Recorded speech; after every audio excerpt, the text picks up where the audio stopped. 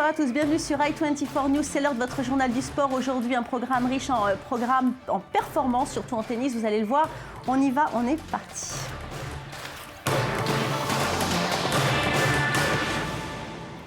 La Suisse remporte la Coupe Davis de tennis. Roger Federer n'a laissé aucune chance à Richard Gasquet, le remplaçant de Jo-Wilfried Tsonga, blessé. Une victoire en 3-7 en 1h52 avec Stan Wawrinka. Il offre ainsi à la Suisse sa première victoire en Coupe Davis et décroche le dernier grand titre qui lui manquait. Sur une dernière amortie de revers, Roger Federer, fauché par l'émotion, s'est effondré sur la terre battue du stade Pierre-Mauroy. Une image qui en rappelle une autre, son succès sur une autre terre française, celle de Roland Garros en 2009. En larmes, celui qui est considéré comme le plus grand joueur de tous les temps nous a offert l'émotion que seuls les grands champions savent nous transmettre. Les fans de tennis viennent de vivre une semaine riche en émotions. Retour en images sur les moments clés de cette folle semaine qui s'est déroulée dans le nord de la France. Le sujet de Mathieu Topman. Finale de rêve à Lille pour la Coupe Davis. Depuis vendredi, Suisses et Français ont bataillé pour la consécration mondiale du tennis. D'un côté, la France, le pays hôte qui souhaite offrir à son public le 10e trophée de son histoire. Et de l'autre, la Suisse, probablement la meilleure équipe actuelle qui voudrait offrir à Roger Federer le seul trophée majeur qui lui manque. Et tout commence bien pour le maestro puisque son compatriote Stanislas Wawrinka s'impose en 4-7 face à Jo-Wilfried Tsonga. Je pensais avoir plus de difficultés parce qu'il y a eu peu de jours sur Terre, parce qu'on a eu peu de préparation comparé aux Français et qu'eux sont sur Terre depuis un bon moment. Mais mentalement, j'étais prêt à me battre, j'étais prêt à faire des choses simples et j'explique ça, comme je l'ai dit après le Masters. Je veux dire, pour moi, c'était la meilleure préparation possible de jouer aussi bien au Masters, de gagner des matchs, de gagner de la confiance.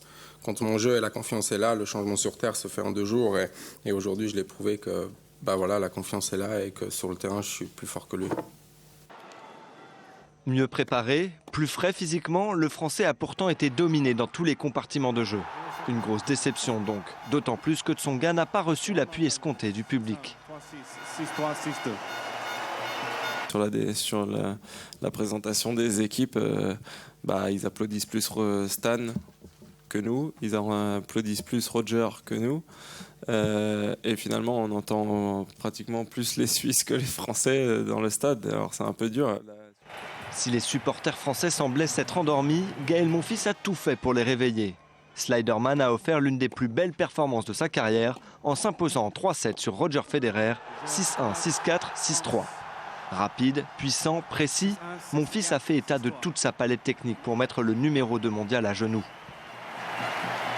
Roger Federer, il est plus fort que moi, entre guillemets. Donc forcément, si lui, il s'est fait mal, comme tout sportif, il s'est reposé. Et après, s'il se sent apte de jouer, c'est qu'il sent qu'il peut gagner. Et voilà, aujourd'hui, j'ai eu un peu plus de réussite. Alors je savais toujours, même si j'étais à 100% et tout ça, ça allait être difficile. Mais c'est vrai qu'il a fait son match comme il fallait parce que les circonstances, c'était quand même pas facile, évident pour lui non plus. Alors, À un partout, tout redevient possible pour les Français avant le match en double qui s'annonce décisif. C'est le moment choisi par l'entraîneur helvète pour sortir sa botte secrète. À la surprise générale, il aligne son duo magique Federer-Wawrinka pour affronter Richard Gasquet et Julien Benneteau. Paris gagnant, la doublette suisse s'amuse sur le court et ne fait qu'une bouchée des Bleus. Elle s'impose en 3-7, 6-3, 7-5, 6-4 et donne un avantage presque définitif. 6-3, 7-5, 6-4. rien à gagner encore, je veux dire. On se réjouit de ce double. Voilà. Et après, on se prépare pour demain comme il faut. On est en face d'une équipe qui est très forte. Déçu de sa performance face à Monfils, Roger Federer s'est partiellement rattrapé lors du double et il ne tient plus qu'à lui de confirmer son regain de forme lors du 4e match. Il est opposé à Richard Gasquet, remplaçant de Jo-Wilfried Tsonga qui a déclaré forfait. Surmotivé sur le court, Federer ne laissera pas cette finale se jouer au 5e match. Il lâche des coups impressionnants et étouffe Gasquet qui ne peut absolument rien faire. Le Suisse donne la victoire à son équipe en 3-7 sec, 6-4, 6-2, 6-2 et amène enfin le Graal chez lui.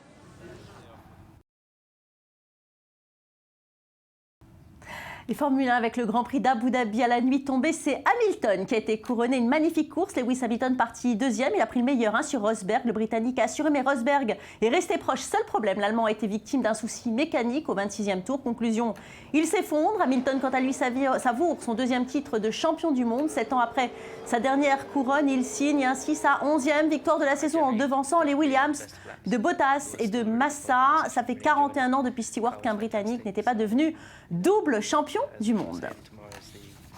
Allez, on va faire un petit tour des stades en football européen avant évidemment de décortiquer cela demain avec Emmanuel Petit pour le journal du foot. En Angleterre, Chelsea gagne encore et toujours 2-0 contre West Bromwich. Manchester City s'est fait peur mais l'emporte 2-1 contre Swansea. Arsenal par contre ne va pas mieux et concède la défaite à domicile contre Manchester United de 2-1.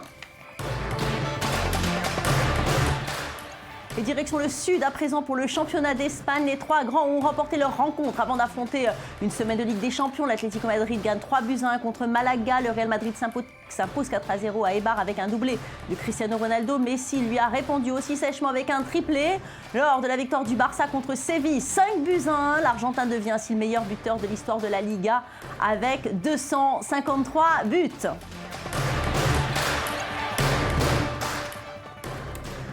Et en France maintenant pour la 14e journée de Ligue 1, le PSG met la pression sur l'OM avec sa victoire 3-2 à Metz. Les hommes de Laurent Blanc prennent provisoirement la première place du championnat. Lyon par contre cale à Bastia et fait match nul 0 partout. Monaco n'y arrive toujours pas. De son côté fait match nul à domicile contre Caen de partout. Et ce soir en Ligue 1, l'Olympique de Marseille accueille Bordeaux avec l'objectif de reprendre son fauteuil de leader et surtout de se remettre dans la bonne direction après une période où les Olympiens ont enchaîné 3 défaites en 4 matchs. Oui, mais voilà, en face Bordeaux, à l'occasion, en cas de victoire, de se rapprocher du podium. L'enjeu est donc relevé pour les deux équipes. On écoute Marcelo Bielsa, l'entraîneur phocéen. C'est une équipe combative. C'est une équipe combative. Un equipo rocoso, áspero. C'est une équipe dure, comme des rocs. Difícil de enfrentar. Ils sont difficiles à affronter. Con muchas variaciones en el plano táctico. Avec beaucoup de variations au niveau tactique. Que son un recurso que utilizan con mucho criterio. Et c'est quelque chose qu'ils utilisent avec beaucoup de décisions, de bonne manière. Y con algunas individualidades desequilibrantes. Et avec des individualités assez déséquilibrantes. Et puis évidemment, l'entraîneur argentin n'a pas pu éviter une question sur les affaires qui secouent l'Olympique de Marseille, surtout qu'elle concerne André-Pierre Gignac, son actuel meilleur joueur. Bielsa, vous allez voir, a préféré botter en touche. Écoutez-le. No puedo opinar. Je ne peux pas donner mon opinion. Porque ignoro los procedimientos judiciales del país. Car j'ignore les procédés judiciaires du pays. Y la sustancia del tema sobre el que se trata. Et la matière sur laquelle se traite cette histoire. Et on termine ce tour d'Europe par la Bundesliga. Le Bayern de Munich ne laisse que des miettes à ses concurrents. Les Bavarois écrasent Hoffenheim 4-0. Le second du classement Wolfsburg a perdu sur le terrain de Schalke 3-2. Même chose pour Mönchengladbach qui perd 3-1 à domicile. Enfin, Dortmund est toujours aussi imprévisible et concède le nul de partout contre Paderborn. Football toujours, mais en Israël cette fois. Holon, une ville à quelques kilomètres de Tel Aviv, a eu lieu un tournoi pour venir en aide aux habitants de Mefalsim. Mefalsim est un kibboutz très proche de Gaza qui avait été partiellement touché lors de l'opération Barrière Protectrice cet été. Sportifs de haut niveau, chefs d'entreprise, ils étaient nombreux à participer à cette soirée sous le signe de la générosité et de l'entraide. Le reportage tout de suite de Michael Friedman et de Samuel Calvo.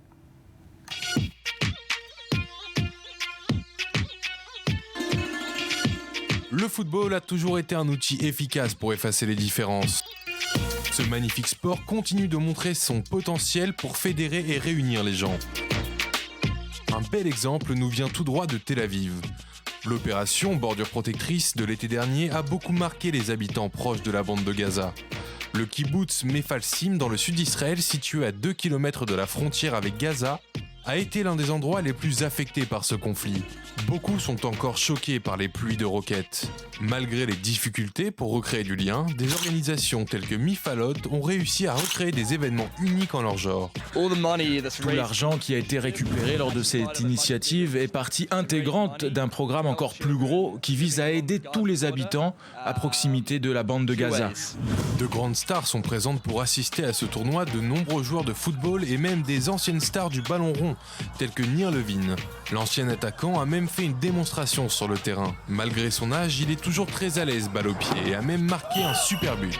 C'est un super tournoi, une belle ambiance. Les joueurs sont très sérieux lors des matchs et du tournoi. Mais il n'y avait pas seulement des joueurs de football présents sur le terrain. Le meilleur joueur de tennis israélien qui a remporté un tournoi du Grand Chelem, Andy Ram, était aussi au tournoi et a montré à tout le monde qu'il était aussi très doué avec le ballon rond. Vraiment, c'est un beau tournoi. Tout le monde ici est volontaire et vient pour une raison et une belle cause. Si nous pouvons nous amuser et aider les enfants et les gens qui ont souffert pendant la guerre, c'est la moindre des choses. La possibilité de récolter de l'argent dans une ambiance aussi joviale fait aussi le charme de cet événement. Nous venons ici pour la bonne cause. C'est très important en tant que citoyens. Les habitants autour de Gaza ont tellement souffert pendant l'été que nous faisons tout ce que l'on peut pour eux. C'est plus qu'un simple match de foot, c'est un mélange d'amour du football pour aider son prochain. Je pense que c'est génial de collecter de l'argent pour les enfants du Sud. Et en plus, on peut jouer au foot. Aujourd'hui, c'est un super événement et je m'amuse beaucoup. J'espère pouvoir gagner. L'équipe du kibbutz Mefalsim a porté fièrement les couleurs de sa ville en étant conscient de la symbolique de ce match. Cette zone a tellement souffert depuis tellement longtemps et les enfants méritent cette fête. C'est une belle opportunité pour nous de venir jouer contre des équipes de Tel Aviv. Kibbutz Mefalsim repart de Tel Aviv avec la victoire, mais surtout avec un soutien psychologique et financier non négligeable. Cette fantastique opportunité de réunir des joueurs pour la bonne cause a vraiment rendu ce moment très spécial. C'est par ce genre d'événement que le football continue de briller à travers le monde. Et très bonne nouvelle pour l'athlétisme et le sport français. La Fédération internationale d'athlétisme a dévoilé le meilleur athlète de l'année. C'est donc le perchiste Renaud Lavillenie, auteur du record du monde avec 6,16 m, qui succède à l'homme le plus rapide du monde, Usain Bolt. C'est le premier Français à recevoir la récompense, instituée depuis 1988 chez les dames. La palme est revenue à la néo-zélandaise Valérie Adams, 2 fois en or aux Jeux Olympiques et quadruple championne du monde du lancer de poids. On écoute tout de suite le champion français. We used to see Usain Bolt. On a eu l'habitude de voir Usain Bolt ces 5 dernières années, mais aujourd'hui c'est un peu différent. C'est moins impressionnant, mais je suis vraiment profondément fier de recevoir ce prix. Je ne sais pas quoi dire, mais je tiens quand même à remercier les gens qui m'ont entouré, qui ont rendu ce moment possible. Mon entraîneur, ma petite amie et tous les fans aussi. Puis toujours en athlétisme, on passe d'une bonne à une mauvaise nouvelle. La Française Leila Trabi, médaillée de bronze sur 10 000 mètres au championnat d'Europe d'athlétisme en août à Zurich, a été contrôlée positive à l'EPO. Trabi, 35 ans, avait été placée en garde à vue le 7 novembre dernier. En effet, de l'EPO et d'autres produits interdits ont été découverts lors d'une perquisition dans un appartement qu'elle occupait à Font-Romeu, dans les Pyrénées, la station d'altitude où elle se trouvait en stage. Ce contrôle positif ne porte pour le moment que sur un seul échantillon et devra être confirmé. La sportive clame évidemment son innocence et affirme qu'elle a été victime d'un complot et elle dit avoir été piégée. La Fédération française d'athlétisme, de son côté, préfère ne pas commenter cette nouvelle pour le moment. Et puis on va ouvrir une page olympisme. À présent, la semaine dernière, on a eu le droit à la présentation de la mascotte de l'Euro pour 2016, organisée en France. Et bien, les JO de Rio 2016 sera dévoilé ce lundi. Pour l'occasion, les mascottes des précédents Jeux olympiques se sont rendus à Rio pour un événement promotionnel. Misha de Moscou en 80, Athéna pour Athènes en 2004, Funyu Lili pour Pékin en 2008 et puis enfin Wenlock et Mandeville pour Londres 2012. Au menu, une visite des lieux les plus touristiques de Rio comme Pain de Sucre et la plage de Copacabana. Allez, rendez-vous demain pour découvrir la nouvelle mascotte de l'Olympisme. L'idée d'inviter les mascottes des autres Jeux Olympiques, c'est justement pour créer de l'émotion. Parce que les adultes, les jeunes et particulièrement les enfants sont enchantés de rencontrer ces personnages. L'idée, c'est de créer ce climat pour que tout le monde soit curieux de connaître notre mascotte, qui sera révélée lundi prochain. Et un mot de Bosque maintenant, opposé à l'Américain Chris Algieri à Macao, Manny Pacquiao a conservé la ceinture mondiale WBC des poids welter. Le boxeur philippin a envoyé son adversaire 6 fois au tapis. ski et s'est imposé à l'unanimité des juges. Pacquiao présente désormais un bilan de 57 victoires, dont 38 avant la limite, 6 nuls et 2 défaites. Le monde de la boxe attend maintenant son duel avec Floyd Mayweather, un combat qui n'a pour le moment jamais été organisé. On l'attend donc pour 2015 et cela avec impatience. Et aux Philippines, les fans de Pacquiao se sont rassemblés pour célébrer cette victoire de leur champion. Pour rappel, Manny Pacquiao est non seulement un boxeur de renom, mais aussi un homme politique très populaire dans le pays d'origine. Comme quoi, sport et politique peuvent faire bon ménage.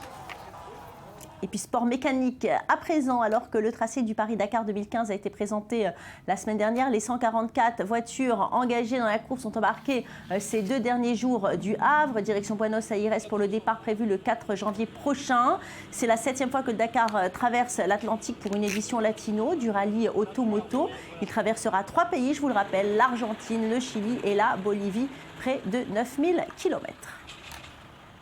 Et puis un petit mot de sport d'hiver. Plusieurs milliers de passionnés de glisse se sont donné rendez-vous ce week-end dans les Alpes pour l'ouverture de plusieurs stations de ski. La station de Val Thorens, qui a ouvert 20% de son domaine skiable, attend 15 000 skieurs pour le premier week-end de la saison. Une saison qui commence fin novembre et qui devrait durer jusqu'en avril. Alors, chers téléspectateurs, tous, à vos skis.